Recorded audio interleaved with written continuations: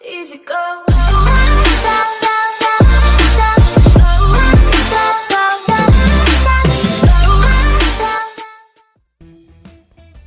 Сәлем достар.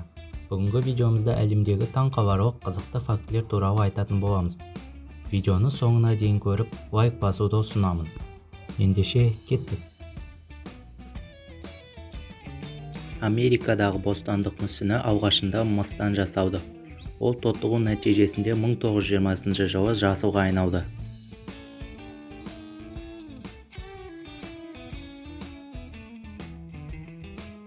Калифорнияда орналасқан Сьерра-Невада тауының кейбір жоталарында қызғылт қар жауады.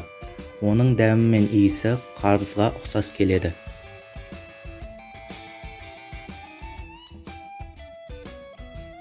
Он 18 ғасырда кетчупты дәрі ретінде пайдаланды, ал ақш-та оны таблетка түрінде сатып алуға болады.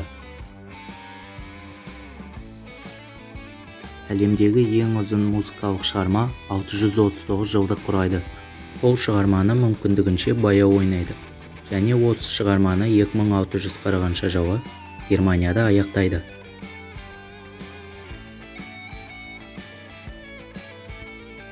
Көк киттің жүрегі кішігірім көлікпен бірдей, және оның жүрек соғысы 3 километрге дейін естіледі.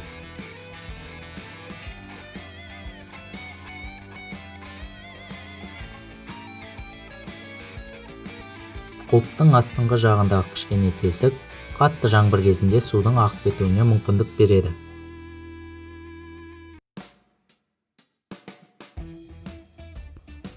Әлемнің ең үлкен пирамидалары Египетте емес, Мексиканың Пуэбла штатында орналасқан.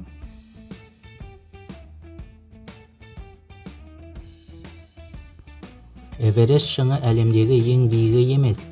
Ең биік тауларға Мауна Кея жанартауын жатқызсақ болады. Оның беткі бөлігі 4200 метрге дейін жетеді.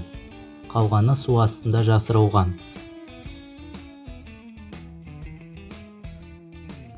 Адамның миы 60%-ға майдан тұрады.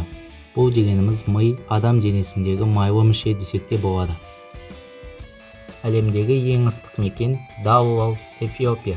Орташа жылдық температурасы 34 градус, ал жазда 46 градусқа дейін көтеріледі.